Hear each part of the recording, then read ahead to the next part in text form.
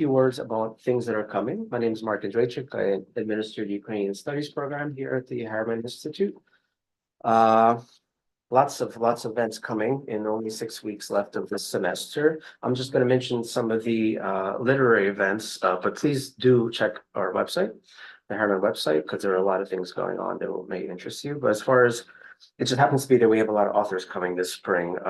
Of course, we have today with Iryna Tsilyk. Next Tuesday at this time, a little earlier, we have a presentation by Olesya Yaremchuk. Her book came out, our others came out in English translation. She is our Vienna scholar for the semester for Harriman. So please come to that. April 10th, Yuri Andrukhovich will be presenting here. And then April 30th, right at the end of the semester, Yulia Musakovska will be presenting. So we have a chock-full lineup. And Yuri, you have a film event on the 27th? On the 27th, and the wonderful thing about it is that we're going to have the film director in person discussing the film that she made about environmental catastrophe connected with one of the tributaries of the Dnipro River in the south. Andrea Odzyńska are going to be here in person, so do come. So yes, and please do check our website for other events. So again, we have a wonderful event today entitled Iryna Tsilyk, Literary Readings and a Conversation about Life and Art in Today's Ukraine. We'll be covering those topics. We'll have some readings, we'll have a conversation. You'll have a chance to ask questions as well. So I encourage everybody to become part of today's conversation. Iryna Tsilyk is a Ukrainian film director and a writer. She's the director of the award-winning documentary film, The Earth Was an Orange, which received the award for the Best Director at the Sundance Film Festival in 2020, as well as dozens of other prestigious honors. Tsilyk is also the director of the fiction film Rock, Paper, Grenade, based on the novel Who Are You by Ukrainian writer and Iryna's husband, Artem Chakh. Additionally, Iryna Tsilyk is the author of 8 books, poetry, prose, children's stories. Many of her poems and short stories have been translated into multiple languages and published in a number of international literary magazines and in anthologies, which we will be talking about as well. During Russia's full-scale war in Ukraine, Iryna also began writing columns and essays for various international publications and has been engaged in cultural diplomacy for her country. Iryna and her family live in Kyiv. Iryna's husband, Ukrainian writer Artem Chakh, is serving with the armed forces of Ukraine. So please welcome Iryna back to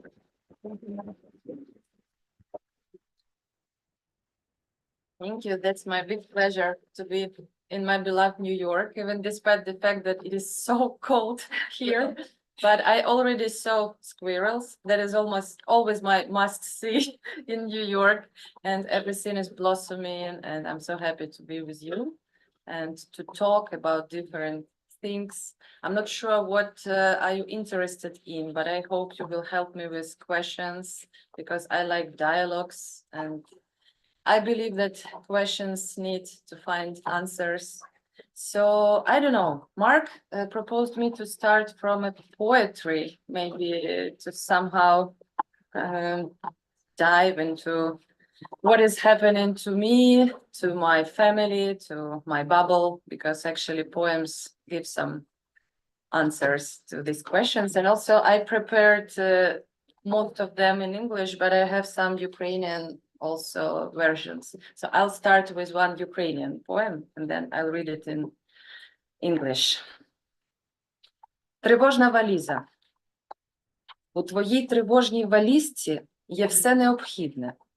Старі квитки, книги, листи, горнятко з відбитим вушком, дончина порцелянова балерина, грубий альбом зі світлинами, патчворкова ковдра, зшита зі старих маминих суконь, батьків бінокль, колекція марок, так і недописана дисертація, коробка з ялинковими прикрасами, наївний живопис далекого родича й пакуночок звіробою, зібраного власноруч на знайомій галявині.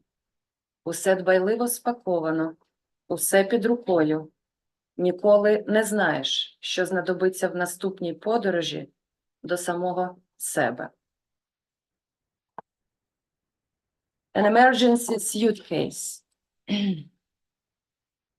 In your emergency suitcase, there's everything you need. Old tickets, books, letters, a cup with a broken off handle, your daughter's porcelain ballerina, a thick album with photos, a quilt made of mother's old dresses, your father's binoculars, a stamp collection, the unfinished dissertation, a box with Christmas ornaments, naive paintings by a distant relative, and a bag of St. John's wort that you picked yourself at a trusted forest clearing. Everything packed carefully, everything close at hand. You never know what you might need on your next journey in search of yourself. Hi, please join us.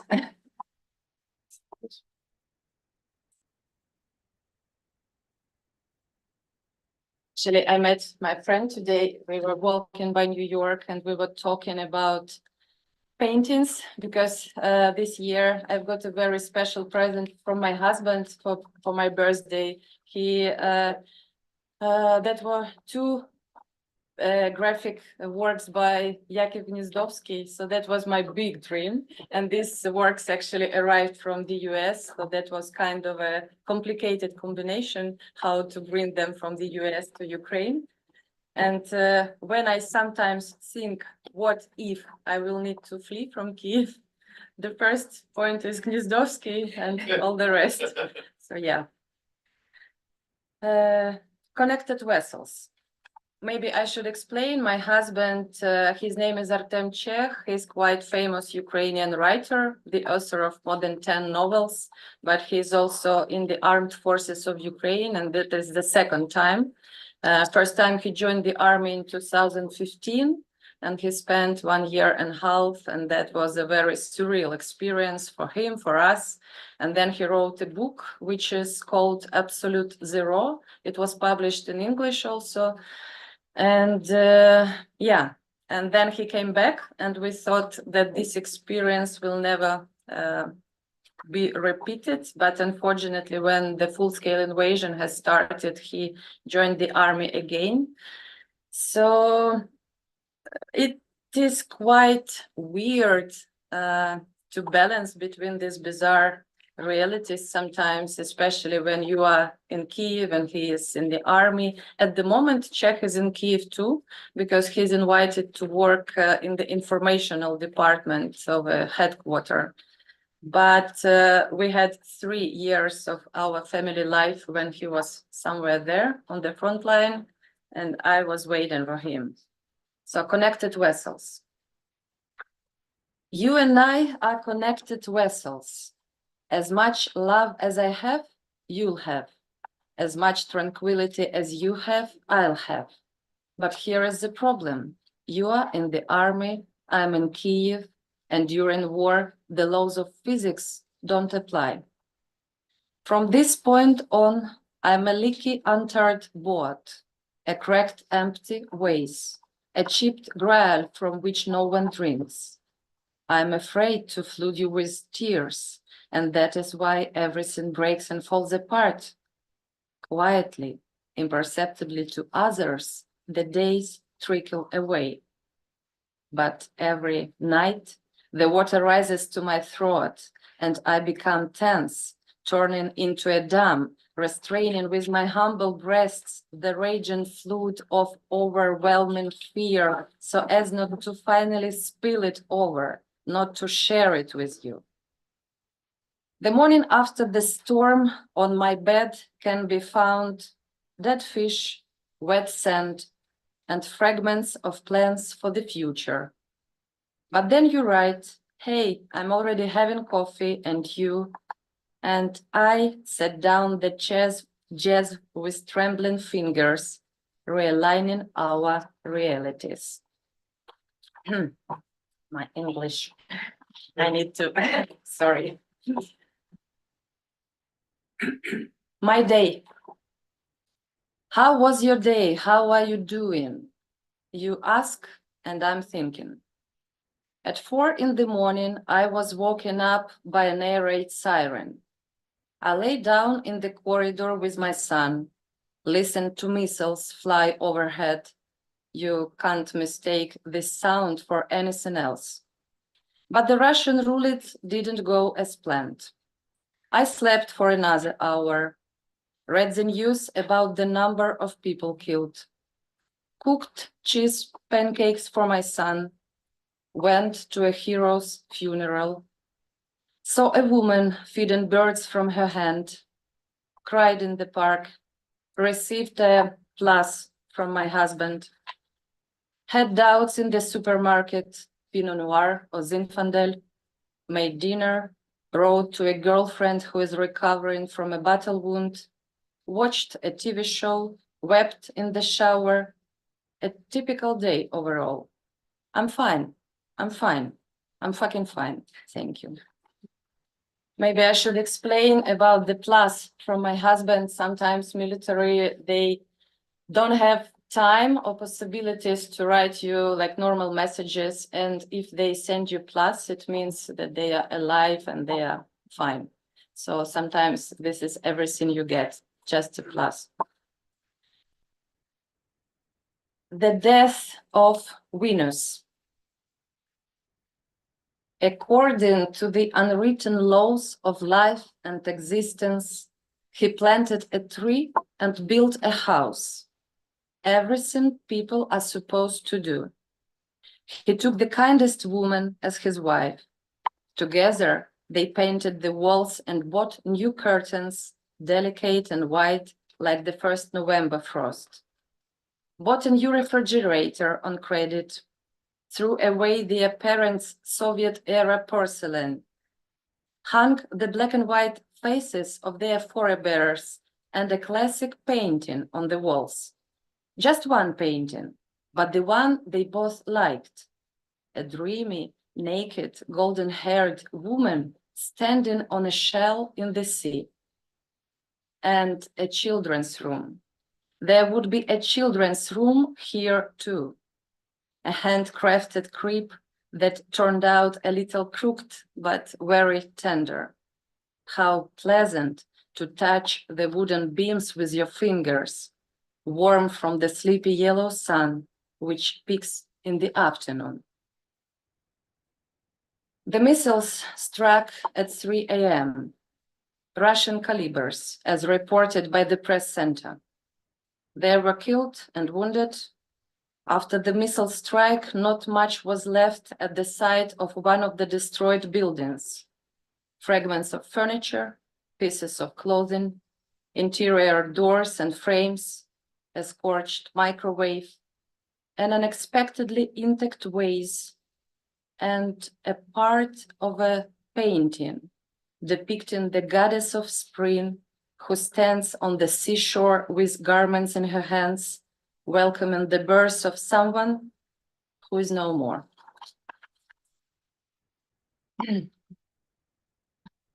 Oh, and I have this poem in Ukrainian too. Would you like to listen one more in Ukrainian? Please. Once I was somewhere in one of my trips and I bought new perfumes for myself and I started to use them, and then I realized that my husband doesn't know how do I smell now because we haven't met for a long time, and I don't know, that was a very strange feeling that he doesn't know how I smell, how I live. So this poem is called Нові парфуми. Верхні ноти: ялівець, лимон, бергамот, перець. Ноти серця: голки сосни, ладан, корінь ірису. Ноти бази: ваніль, сандал, амбра. Я так пахну сьогодні. Ці нові парфуми бентежать. Такою ти мене ще не знаєш.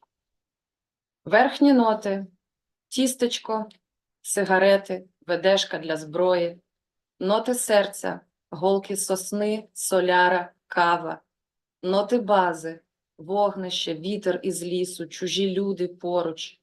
Чим ти пахнеш сьогодні? Є ще й інші нагальні питання. Де ми нині і навіщо? Хто ти? Хто я? Як я потім впізнаю тебе на пливких перехрестях незнаних доріг?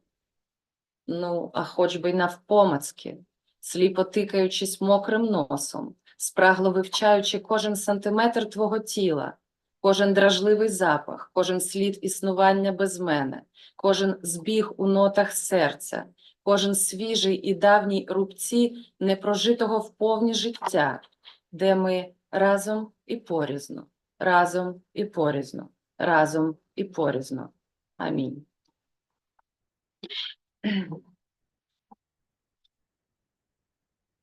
New perfume. Top notes: juniper, lemon, bergamot, pepper. Heart notes: pine needles, incense, orris root. Base notes: vanilla, sandalwood, amber. I smell like this today. These new perfumes are unnerving. You don't know me like this yet. Top notes: cookies, cigarettes, gun oil. Heart notes: pine needles, diesel fuel, coffee. Base notes: campfire, forest wind, strangers nearby. What do you smell like today? There are still some other pressing issues. Where are we now and why? Who are you? Who am I?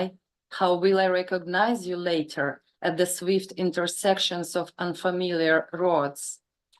Well, at the very least by touch, blindly poking with a wet nose, thirstily studying every inch of your body, every teasing smell, every trace of existence without me, every matching heart note, every fresh and old scar of an unlived full life, where we are together and apart, together and apart, together and apart. Amen. I have one more poem, but I don't know, it's quite depressive, but maybe I should read it, because last spring we had a very special experience, my husband and I. He was in Bakhmut. You probably know that was one of the hottest red zones in that times. And he and his unit, they were trapped in one of the combat positions. And for 5 days, I didn't have any news from him. I was waiting for plus or something, but I didn't have anything. And actually, I decided that maybe I won't get it anymore. And in fact, they survived by a miracle, because they were under instant fire for 5 days.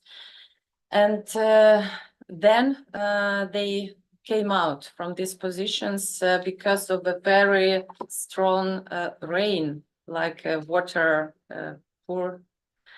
And that was quite a strange situation, because that was the first time when the shelling stopped. And the whole unit, they were all alive, and but only one guy, he stopped talking. He how to say, he left his ability to speak anymore. So I can only imagine what kind of stress did they experience. And Czech, then he wrote an essay about this experience, and it was published in the New York Times. And I, from my side, also did some writings. And at the moment, I'm working on my new film. It will be animated documentary. And I will also reflect on how did I feel waiting for the news from my husband. And I have a poem, which is called A Thread. The subscriber cannot be reached. Send. Stop, Ariadne. Don't tear your soul apart, and don't disturb his brothers in arms. They are where the connection is thinner than a thread, a connection between death and life. Smoke another one, Ariadne. Think about the thread in the subscriber's hands. He will come out. He will. Not everyone escapes from the city. The now faceless city once beloved by you, from which the cold eye sockets of ruined homes slithers out the serpent of emptiness. But what can you do, Ariadne? Well, at least pretend to live your life, cook some soup, argue with someone on Facebook, at the end of another day without answers, fold clean clothes in the drawer, and pray over his underwear and socks, let everything yours be only yours. Let everything yours be only yours, now and always. 5 days without a connection, but at least he still hangs on to the thread. You believe in it, you do. And then, once you start to lose your face, hell suddenly opens its rotten black mouth and returns your husband to you. Only slightly bruised and concussed. Rejoice, Ariadne. Here is a heart for you, and another one, and another, and one from the woman whose husband didn't escape the labyrinths. I hug you, writes another woman, the one who dressed the body of her beloved in a military parade uniform before the funeral. May God protect your Theseus, a third woman writes you. Her own husband, meanwhile, has been silent for 45 days. What can you do? You can't do anything, Ariadne. Just hold on to the thread and support the others. We'll make it out someday. We will. And the Minotaur will meet his demise. By the way, there is a problem with English language because in the original version, Minotaur zdохне. This is a very rude version of this word to die. And we didn't find the word for zdохнути. Yeah, maybe. Yeah, but it will be the second point with the word fucking, I'm not sure. Okay. Sorry, maybe this is kind of a strange start for our conversation, but at the same time, this is how we live today, how we balance between all those parallel dimensions, because we laugh a lot and we are, very good in black humor today. And at the same time, sometimes we don't laugh. So, yeah. Yeah, thank you for those readings. We're talking about that. So some writers, as has been mentioned, have been writing about war. Some Ukrainian writers have been writing about war for 10 years now. For the last 2 years, all Ukrainian writers are writing about war. And we've talked, not just writers, we've talked to filmmakers and visual artists and musicians, and they're saying there's no choice. I mean, we're being forced to do this. This is and that's understood. And we've seen from your poems that a lot of literature dealing with the war is dealing with documenting the war, right? That's been kind of the most important thing, is documenting, as we've seen today. My question to you is, we're 2+ years, unfortunately, into this war now. Do you see any changes, any developments in your own creative work that's treating this war, that's dealing with this war, or in your colleagues? Do you see if things are changing, or people looking, if they can continue to document the war and focus on the war, are they looking for new ways to do this? Like, is there any kind of dynamic happening now 2 years into it that perhaps wasn't there early on?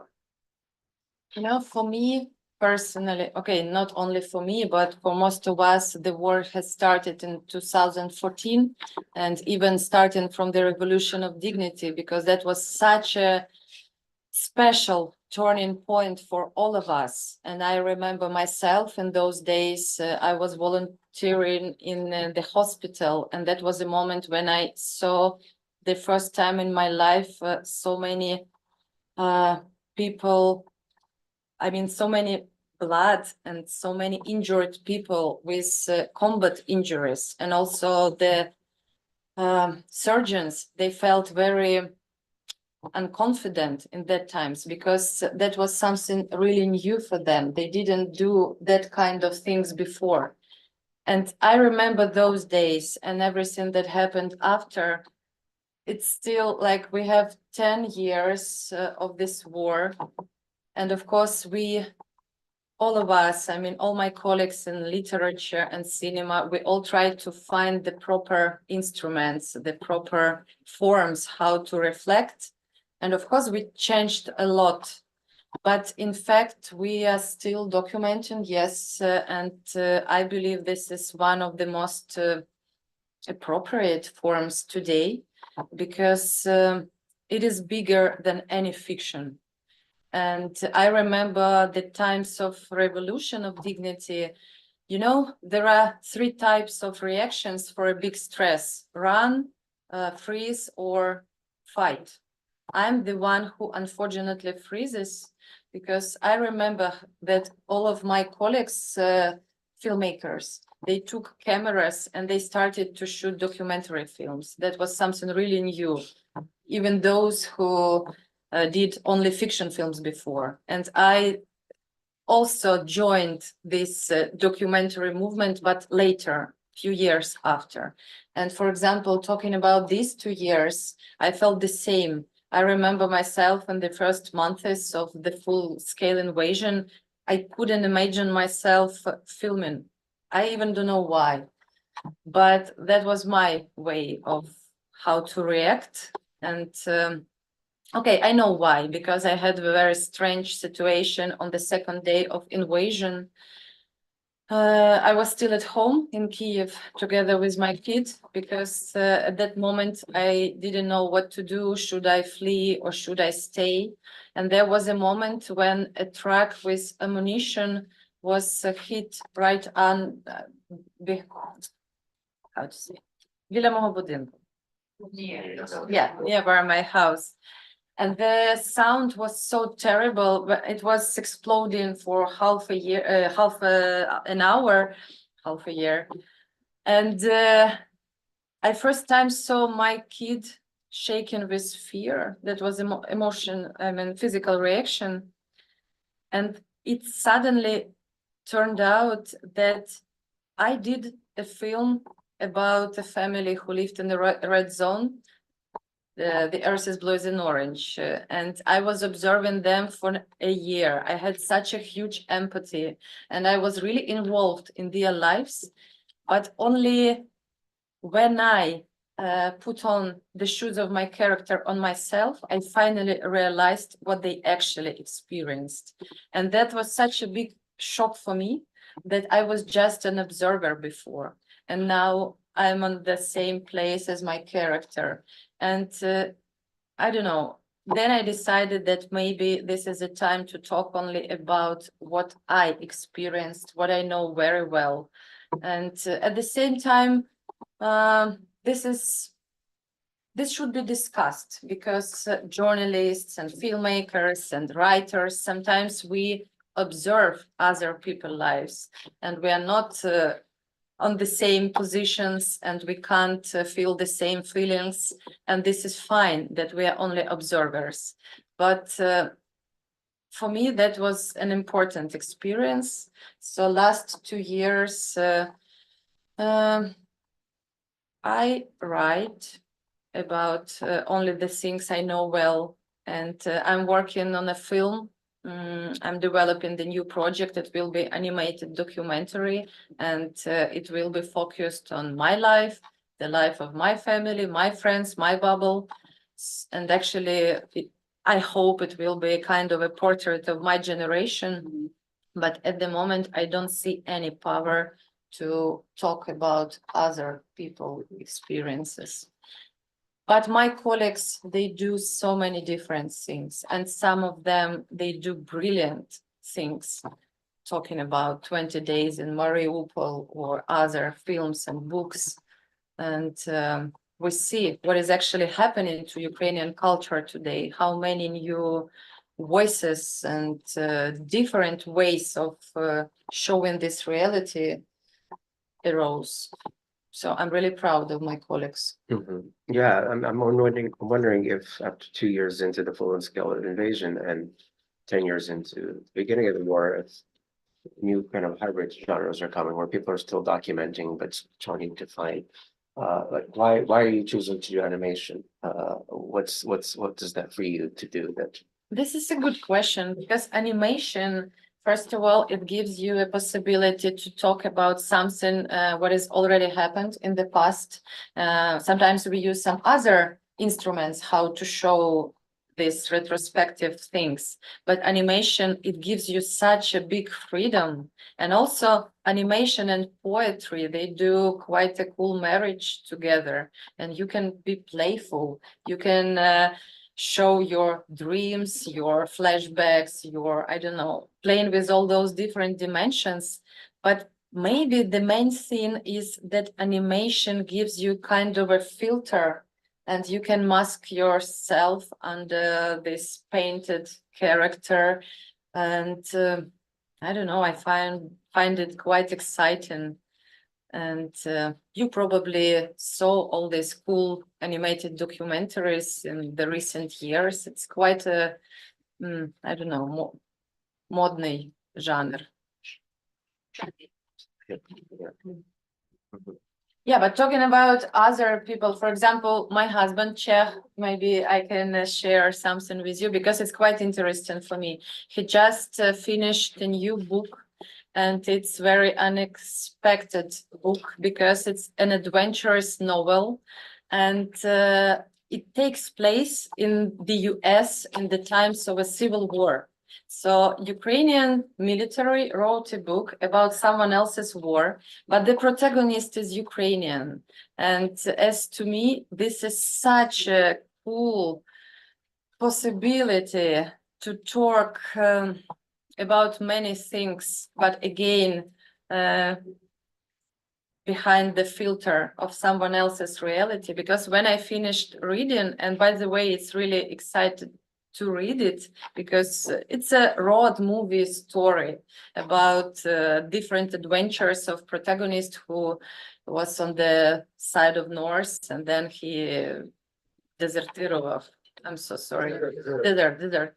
And he was the next slave, Kripak, but he met another ex-slave, and these two guys from completely different backgrounds, they have these adventures together, and when I finished this book, I actually felt that how Czech expressed this feeling that all these people who experienced war, they are so empty now.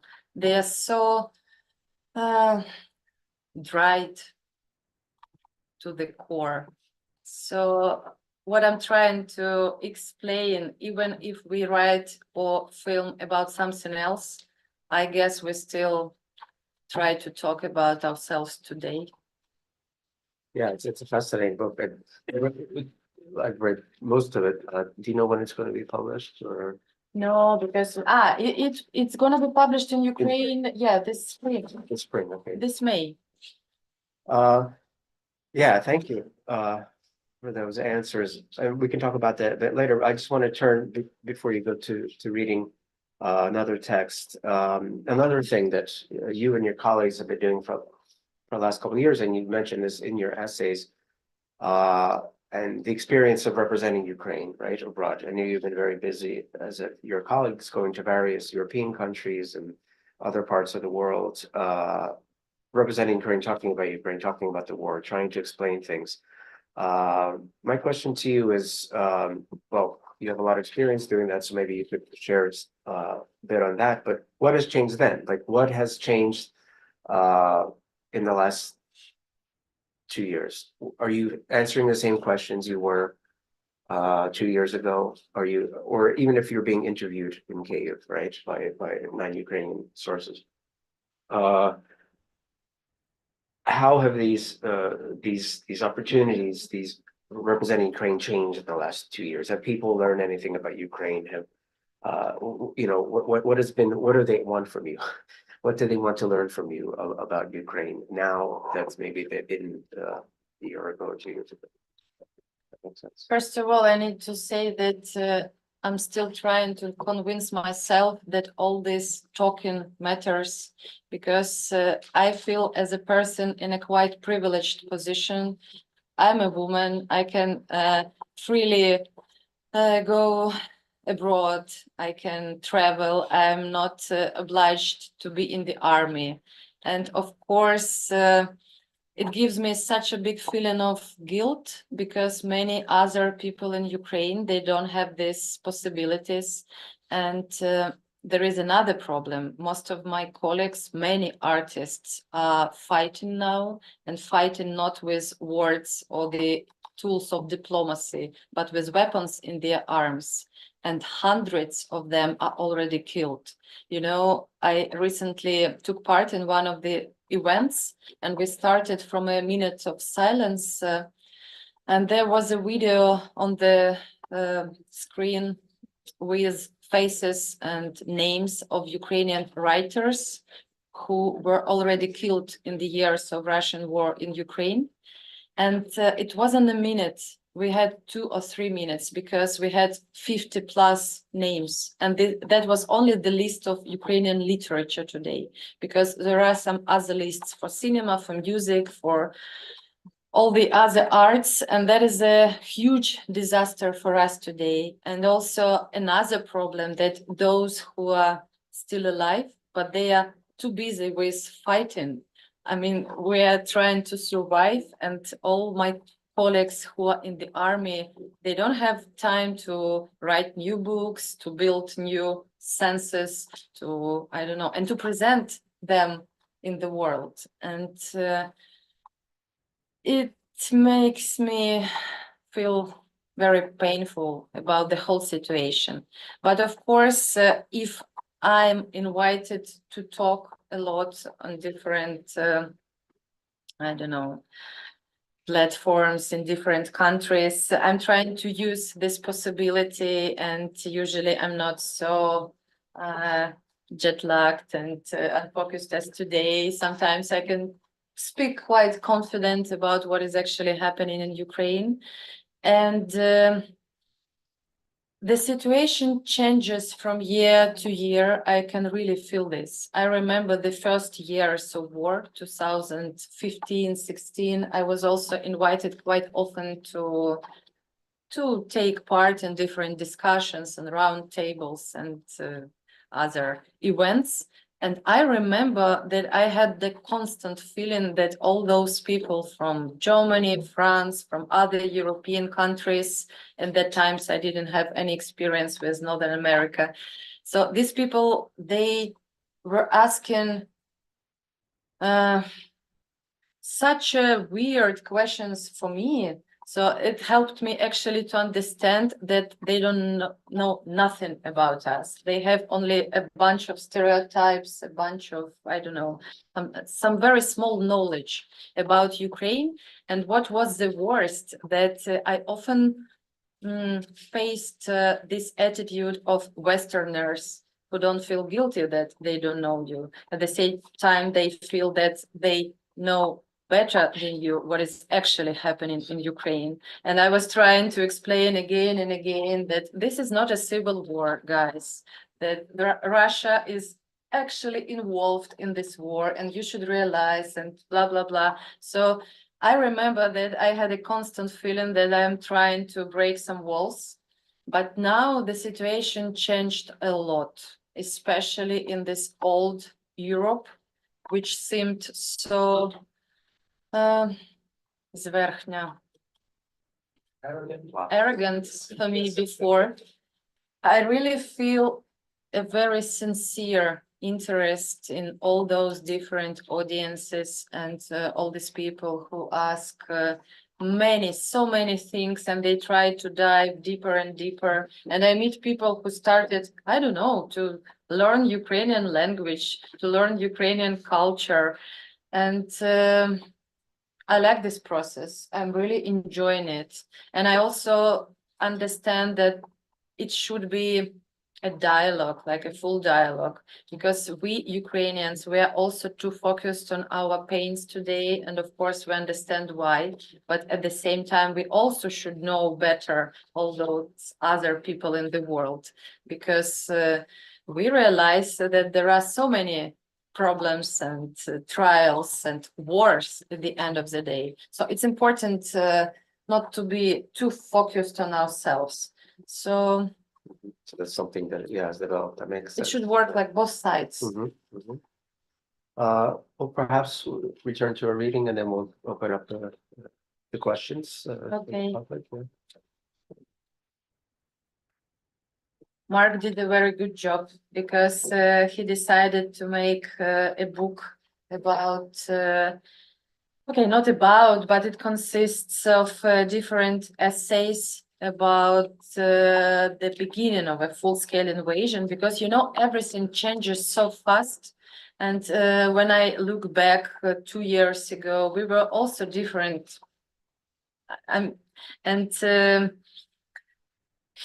Mark chose 2 essays of myself, and I will read one of them. It is called A Cold Spring, because it is cold spring today, but not only. And I remember I wrote it in April 2022. So it's important because you can imagine how it will feel. And the situation was, in that times, my husband was already in the army because he immediately joined the army like 2 days after invasion has started. And I and my son, we fled to Lviv for 1.5 months. And then I met my husband one day, and then I wrote this quite emotional essay, but I'd like to share it with you. There is nothing romantic about our wartime get-togethers, my husband and me. I grew up on mainly black and white films featuring beautiful women and men broken by circumstances, whose brief 20th century rendezvous were full of despair, emotional strain, and passionate tenderness. I agonized with the protagonists, though their problems seemed alien to me. But now everything is close by. Now I am that black and white woman with sad eyes. It's funny how things turn out. Occasionally, I think about one of our get-togethers at the start of the war in 2014. My husband had been serving in the Ukrainian army for almost a year, spending long months in trenches on the front line. He transformed from an urban writer and intellectual into a strange, exhausted soldier with dry, listless eyes and withered hands. We had been dreaming about the meeting for a long time, and it finally took place in the neutral territory of Severodonetsk on the front line. But something between us had broken, disappeared, died. He was a strange person, a stranger. It was a warm spring, and everything around us teemed with life. The delicate flowers on the Donbas cherry and apricot trees swelled with nectar. My husband and I tried to remember how to have a conversation and how it used to be to have one another close by.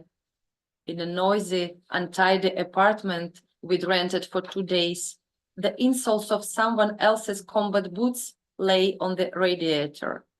I wept quietly in the bathroom, biting a towel, then washed with cold water and entered the room with a crooked smile.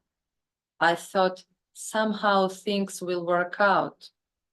Later, that is what happened. My husband was discharged and returned home. It took him about 6 months to get used to living a peaceful life again.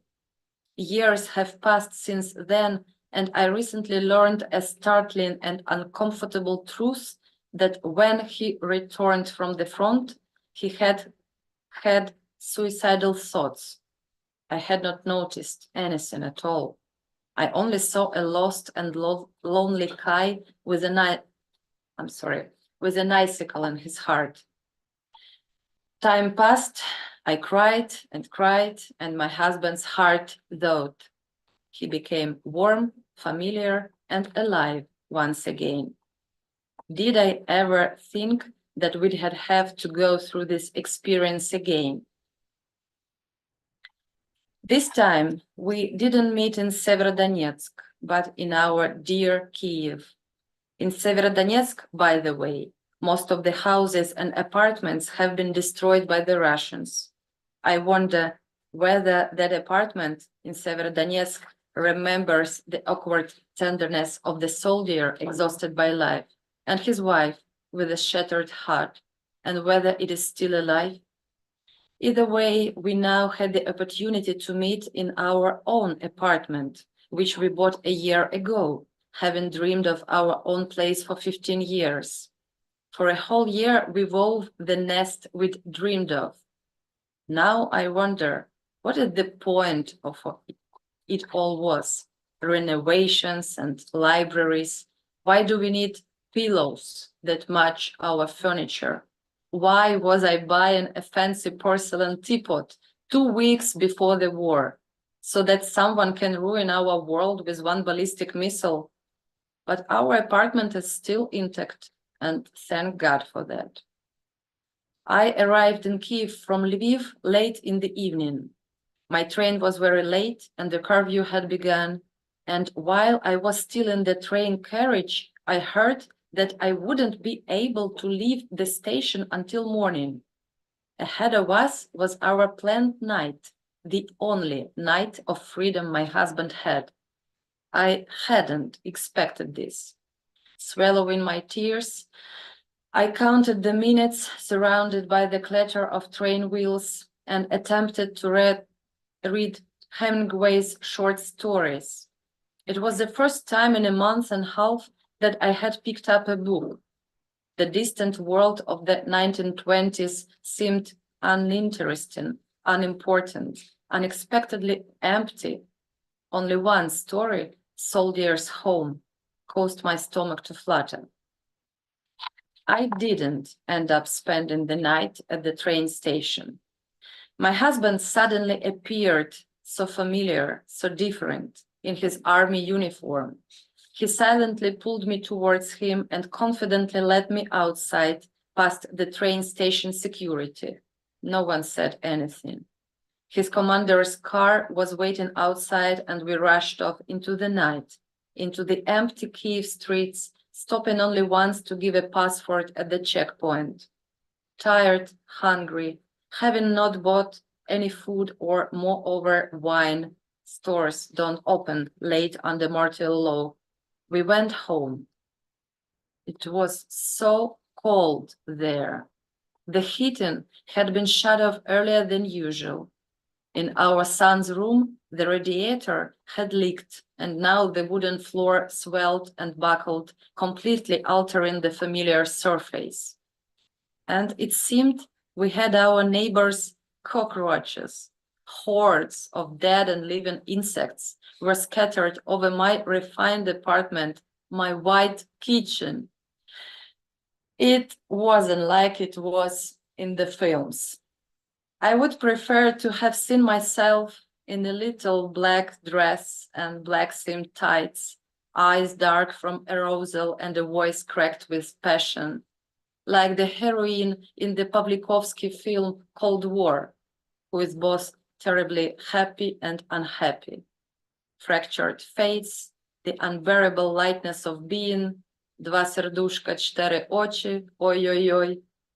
All the ingredients were there, except for the fact that I had unbrushed hair, was wearing 2 sweaters, and looking sadly at socks that had Ukrainian Armed Forces written on them, hanging to dry on our beautiful wooden stools bought a year ago to host our friends. Messy, tired, cold. This is how these brief meetings and long farewells take place. Emotional stupor is an important guarantee of life in war because having allowed yourself to feel anything at all, you are now at great risk of collapsing into bottomless agony. The sadness of our youth, which is being stolen from us by the enemy, our plans for the future, the impossibility of building homes, giving birth to children, of being carefree. There lie Kai and Gerda, silent and unable to get warm. Who will melt the ice in their hearts? The next day, we left our apartment and headed in different directions. Me to take care of our son and to battle on the cultural fields. My husband to investigate the results of the bloody atrocities conducted by the Russians in the Kiev region. Time and again, I monitor the long-term weather forecast. It's supposed to get warmer soon, much warmer. It must, right? Thank you.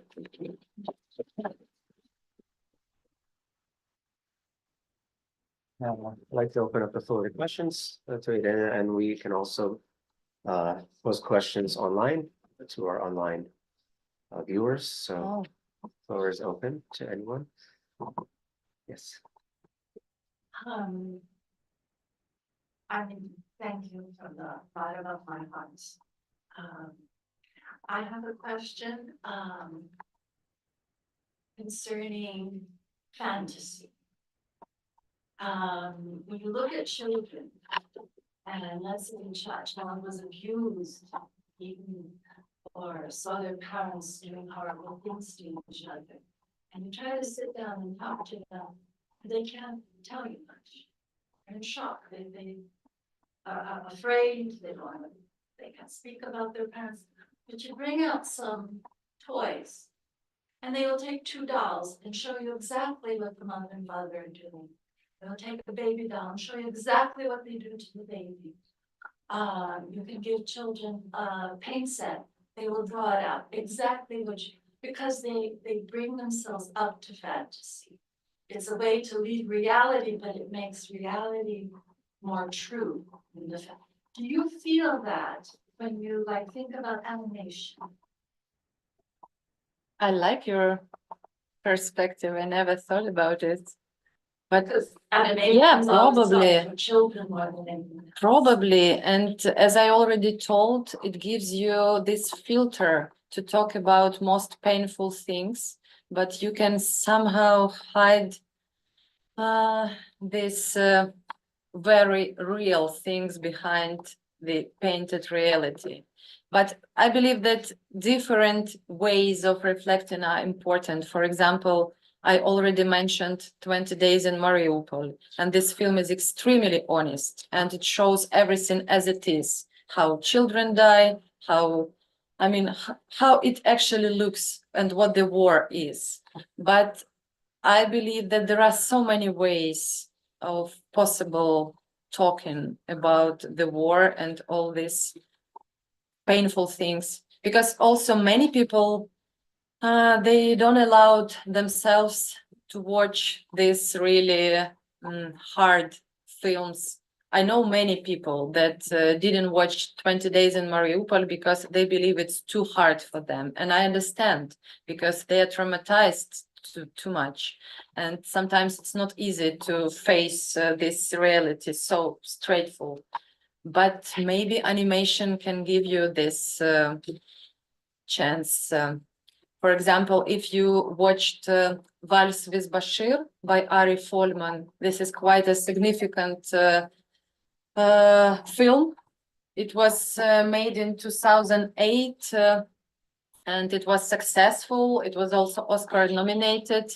And the author, he's a veteran of war himself, the film director, because he had this experience of war in Lebanon. And suddenly he realized that he started to forget many things, that his memory looks like puzzle which is broken, and he doesn't remember what actually happened in some moments of that serving in the army. So he started to meet his combat brothers to talk, and then he did a film. And this is animated documentary, so it's fully animated. And as to me, this is one of the brightest examples of how you can talk about the war and its atrocities, but still, it's not that hard to watch it. So if you haven't seen it, this is my big advice.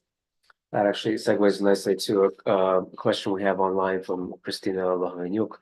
She asks, how has the full-scale invasion influenced your understanding of how other characters in the film Rock, Paper, Grenade were supposed to relate to the character of Felix during his more challenging episode. Sorry, I didn't understand. How has the Uh-huh. full-scale invasion influenced your understanding of how other characters in the film Rock, Paper, Grenade were supposed to relate to the character of Felix? Ah. Yes, when there's Okay, Rock, Paper, Grenade is based on the novel of Artem Chekh, and this novel is autobiographical story. Maybe I will talk briefly about this film and the book. When Chekh was a boy, he had a very special friend, this man, an adult man. He was a veteran of Afghan war because he was a lover, a boyfriend of Chekh's grandmother. So she fell in love with this guy, and he appeared in the life of this family. And this veteran, Felix, he obviously had PTSD, and he was really broken person because he had some illusions. He was sometimes very aggressive, and he had problems with alcohol, and he lived for years with the family of Artem. But at the same time, he was very charismatic, very smart. He loved classical music. He knew a bunch of really special stories. He taught Chekh for the first life in his life how to use automat Kalashnikov. So he was like an important male figure in his life. But when Artem was a boy, he hated everything related to military, probably because he saw a person who is broken by war and this military experience. And Chekh never expected that one day he will understand his friend much better, and he will somehow put on his shoes too, and he will forgive something, and he will feel grateful for something else. So that was his story, and of course that was such a great chance for me to make this film, because first of all, it takes place in the 90s of Ukraine, and this is such an interesting time for me because I was also a teenager and a child who grew up in this post-Soviet shaky reality. And I wanted to make a film not about these relationships, but about relationships of broken adults and children in general. But of course, today, I see that this film has its special perspective on veterans, and this is quite important because we have now so many people who come back from military service, and many of them will come back later. And this is a huge problem for the society because sometimes we usually don't know how to help them, and they also don't know how to help themselves. So my film is not about the war, as we already talked, but at the same time, it's still about the war. Yeah. Any other questions? Yes, here, then we'll go to. I have a question about something we talked about earlier. You mentioned the enormous number of Ukrainians that are going to cultural events in Ukraine. Can you talk a little bit about the role culture is playing for Ukrainians in Ukraine today? This is such a good question. Thank you so much, because I already told Mark before the event that I want to highlight this important moment, but because I don't want to be so depressive, I want to talk also about some optimistic things. So what is really inspiring today, that Ukrainian culture is flourishing in so many different ways, and something really special is happening in this last 2 years. For example, literature. All the publishing houses say that the number of books which are sold like rose, how to say, very vividly. And many new bookstores now open in the heart of Kiev, in those modern buildings that usually only try to sell the spaces to, I don't know, Zara and something like that. And a new bookstore. I was so inspired and impressed. It is called Sense. It was recently opened on Hrysiatic Street. It has 3 floors. One floor are books, another one spaces to have presentations, and it's packed with people. We had 2 events last week. Hundreds of people come, mostly young people, and you know, it really helps. And I also had a very special tour last autumn. We had a tour to the south of Ukraine, Kherson, Mykolaiv, Odessa, Zaporizhia, and people are so hungry there.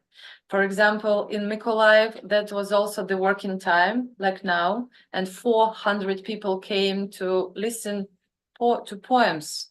And that was something incredible. And in Zaporizhia, we had the event and 300 reservations, but 700 people came. And they treat us, writers, as rock stars. I never imagined that something like that could happen. And they are mostly young people, this new generation that grew up in this new Ukraine. And this is, yeah, this is positive, yeah. and the same is in cinemas. All the distributors say that the last year was the most, how to say, successful. So talking about your question, how culture helps, of course it helps a lot. But, you know, sometimes it's not only about of listening to poems or something like that. It's about dialogues. It's about making bridges between people. And this is what we actually do. And all these books and films and meetings help. I hope so. But Ukraine, I don't know, can I invite you or not? But if you will come, you will be probably surprised. I often see these European colleagues, I don't know, from Germany, Switzerland, Austria, when they come to the poetry events in Ukraine, how do they feel? Because when you are performing in Germany, only, I don't know, a few dozens of people maybe will come. And when they see hundreds of hungry people, this is something different. Vladimir. You said that culture helps. I wonder how culture helps you. So what culture do you need? You mentioned this strange emptiness of having great short stories. Is it typical of your reaction to what you need or try to It do? depends. So on what? Okay. So what do you need? What do you need? Okay, sometimes it helps, sometimes it doesn't help. And of course, we understand that culture doesn't protect you from bullets and missiles and all this war reality, but still, it helps you to find some answers, especially, I don't know, I like actually comparing with the experiences of predecessors, of the writers from the past. Sometimes I feel irritated because it doesn't help. But, you know, when you see that they actually had the same challenges, the same experiences, it reminds you that every war will come to the end and we will have the same challenges as our predecessors had. But of course it helps you. And for example, I started to see the Ukrainian classical literature with some new eyes, because I remember myself as a student, I felt quite bored with all the sad stories of Ukrainian literature. And when I grew up, when I experienced a lot, I started to realize that all these authors, these writers, they were also young and cool like we are, and they also wanted to make love, to make laugh. And at the same time, they were fighting, and some of them, they had to be really brave. And talking about the 20th century and all the challenges of these times, of this constant Soviet terror, I have completely different perspective now, because I understand that they had to be really brave, not to be silent. And that was a choice, quite an important choice of your destiny, because silence was a kind of a self-protection. Don't talk too much, don't call a spade, don't, I don't know, talk and write your mother's tone, etc., etc. But some of them, they did another choices. And that is why we have all this literature behind us, and everything what is happening today with my colleagues. They do some incredible things. Read Ukrainian poetry today.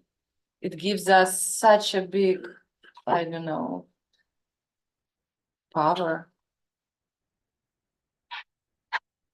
I had a question inspired by what you said about animation and how it gives you a sort of greater sense of artistic freedom. I was wondering what other mediums perhaps might give artists of Ukraine greater senses of artistic freedom than say more traditional mediums like filmmaking or literature, so on and so forth. I'm sorry, I'm not sure. Sorry about that. So you mentioned something about how animation gives you a bit more Artistic freedom, yeah. Yeah, exactly. Якісь ще є, якісь жанри, що додають. Every genre gives you this freedom. I mean, every genre, every art is a tool. So the main thing is, how do you use it? Because I'm the one who actually likes to try new tools again and again. I like this feeling of being a beginner. And sometimes it's frustrating feeling because I try new territories. I'm trying to explore them. For example, documentary, that was a very new territory for me when I started to make documentary films. Then fiction, now animation. And I also try different genres in literature. But yeah, every genre gives you. But I believe that non-fiction works better today. Maybe I'm wrong, but I try to compare, and I feel that non-fiction films and books are stronger. They can really catch this here and now energy, while fiction needs some distance. So big novels and fiction films, they need some time. Films need also money. That is another problem. But yeah, and poetry. I'm again trying to make an accent on that. But as to me, what is happening to Ukrainian poetry today is it's really impressive. Any other questions? Yes. It's related to article with Walls with Bashir.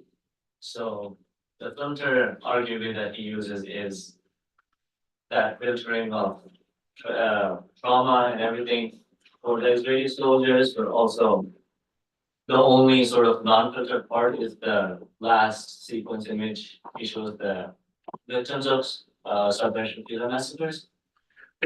Arguably, his filter works with like filtering what's actually happening in Southern Shatila, and that it's happening outside. It's happening in Lebanon and not in Israel and Palestine. So going along with that, what is that animated filter? What does that mean to you? Is it something that he uses to sort of obscure, arguably, or to redefine, or to like stress on the reality? Talking about myself, I still don't know. And I personally wouldn't call my film animated documentary, because I ask myself where the documentary genre finishes and where the fiction starts. And, you know, when I'm trying to recreate everything that happened to me, to my family, on the one hand, I don't want to cheat or to change something, but on another hand, I have a big freedom to tell my story from my my author's point of view. So I wouldn't call it actually a documentary. I would call it an animated film based on the true events. but sometimes it's a matter of marketing issues. When you pitch your film on all those, I don't know, festivals and other platforms, you should decide what is the market thing. So, because as for me, I'm still full of questions. What documentary is actually, I mean, what is documentary? Because sometimes we document, okay, some things quite honestly, but still, this is an author's perspective. Every film is an author's perspective, because as a film director, I choose what I shoot, how I shoot it, how I edit these pieces together, and which version of truth I'd like to present to the viewers, because different authors, they can see the same events with completely different angles. So that is why I'm full of doubts and questions, and yeah, documentary is such a thin ice, I would say. Okay, yes, Yuri. In your opinion, what is the future of Russian literature and Russian culture in Ukraine? In Ukraine? I don't know. I hope there is no future. No. But when I'm looking back at this 30 years plus, I realize that we changed a lot, because I'm the one who grew up in a completely Russian speaking community. I was an ordinary Soviet girl when I started, in the first grade, I was writing with my hand, glory to Soviet state, в стране Советов слава. And then I had a crisis of identity in the 90s. I remember how it happened, because when the Soviet Union collapsed, my grandmother, she was also searching for some answers about her crisis of identity, and he joined the Union of Ukrainian Союз Українок, the Union of Ukrainian Women. That was quite a strong organization in the 30s, but then it was closed by Soviet authorities, and then it started to work again in the beginning of 90s. So he joined this union, and he often invited me to visit this community together, and I was shocked, because I remember I met first time in my life so many people who spoke Ukrainian language. It seemed so exotic for me, because I grew up in Kyiv, which was really Russian speaking in my environment.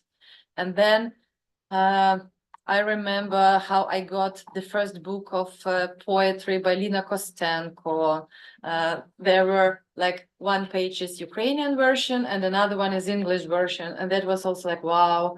And we started, I don't know, to paint Easter eggs, like in Ukrainian traditional styles. We made some special cookies for Nikolai's Day. So that was a new world for me. And I felt so offended that I wasn't invited into this world before. So I started to explore it myself. And then also it was quite a big shock when I met modern Ukrainian literature for the first time in my life. I remember I read the poetry of Galina Kruk and Sergei Zhadan, and that was shock. I was 15, and I didn't have any idea that you can do that in Ukrainian language. And it inspired me also to start writing in Ukrainian and speaking in Ukrainian too. So, but I'm trying to answer your question. I remember when I was a teenager, I was such a big fan of Russian literature. I grew up with all those, I don't know, silver age poets in my hands. But I don't remember myself anymore like that girl who was reading to Russian.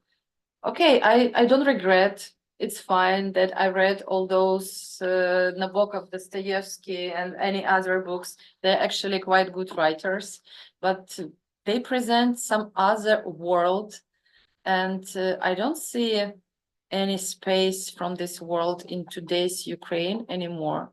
I really feel that this new generation changed a lot. I meet so many young people who are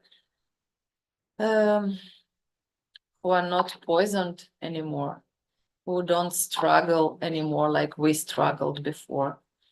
I don't know. I don't see these perspectives. Thank you. We have time for two more quick questions here and then. You mentioned this, newfound hunger for Ukrainian literature, especially among young people. But to an extent, right, neither the war nor this kind of art responding to the war is new. So why do you think now is different? And why also 2 years after the full-scale invasion, why is it still sustainable, this interest among young people? Because talking about our society in general, we also had this crisis of identity. And we had some turning points when we realized that we should decide for ourselves who we are, where are we going, which team we would like to be in. And that is why we need these books, we need these films who actually explain us who we are. And that is why we also started to reread the books from the past, because now we see many things with a new perspective. And also publishers say that all these books sold very well. So we again started to, to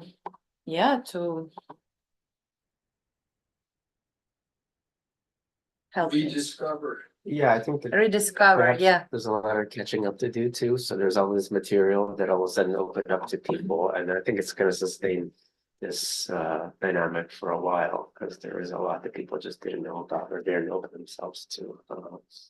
Sorry. I wanted to ask a question about United States, which is somewhat related to, is very related actually to the current war. And that is the absence of fatherly figure. It's a theme of the movie that resonated most with me. And I think it's a theme that many Ukrainians, millions of Ukrainians are experiencing right now because of Russia's invasion. I was wondering, how are Ukrainian artists dealing with that reality today? And how might they deal with that reality in the future in their works? The absence of male figures. Yeah, that is a very important theme because, for example, talking about the past, about this shaky 90s when many women had to be stronger than men. I still don't have all the answers why it so happened. Maybe that was kind of a heritage from the past, from the times of World War II, when we also lost so many people, so many men, and our grandmothers, they just had to be strong. And then that was kind of a tradition that Ukrainian women try to put on everything on their shoulders. And this theme of the absence of a male figures in the family's life is quite painful for many people of my generation. For example, my previous film, The Earth is Blue as an Orange, when I had Q&As in different audiences around the world, so many people ask me, where is the father? What had happened to him? Where are the men in this film? And I don't know what to say them because I don't see any men, and I didn't see them in that small provincial town. I saw only women and children and military. I saw another man in this town. And at the moment, by the way, if I started to talk about The Earth is Blue as an Orange, I'd love to share some news about this family. I recently visited them in Vilnius because they fled from Krasnogorivka to Vilnius in the first days of the invasion, and they live there now and they are fine. The mother, she's that strong woman because now she's the mother of 5 kids and she's still alone. But she, for example, got her new profession. She's a driver of a trolley bus in Vilnius, and she's trying to do everything to make her children feel fine. And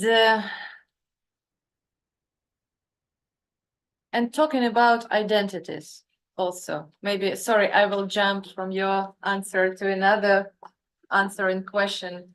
This is also quite an interesting thing for me about this family, how they changed in the last few years, these 2 years. Because when I met this family in 2017-18, I didn't feel that they are very big patriots of Ukraine. No, of course, no. This mother, she was fighting for her own small world, but she didn't care a lot about all the other things around her.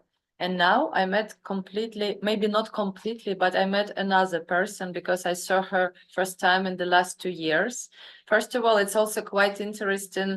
The girls, Miroslava and Nastya, they started to speak Ukrainian only. And this is also something very unexpected to me, because when I was shooting them, Ukrainian language was really exotic for this family. They didn't speak Ukrainian at all.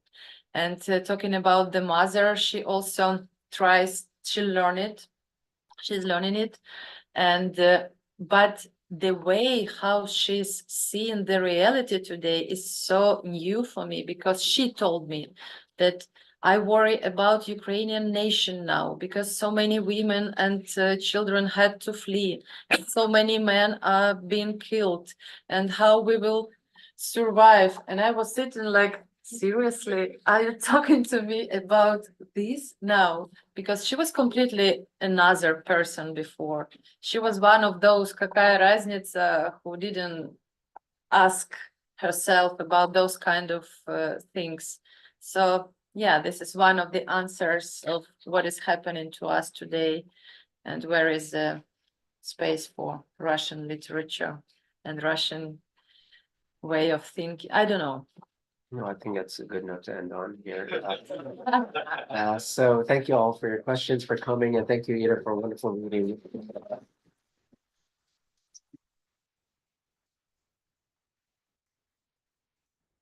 Please forgive me that I felt so puzzled. I had 2 days of traveling, and all this time difference. Maybe next time. Thank you.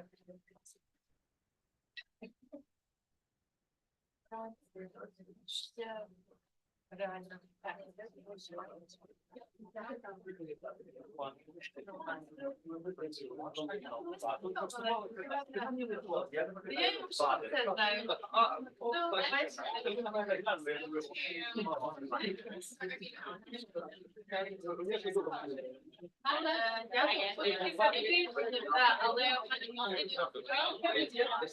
На веб-сайті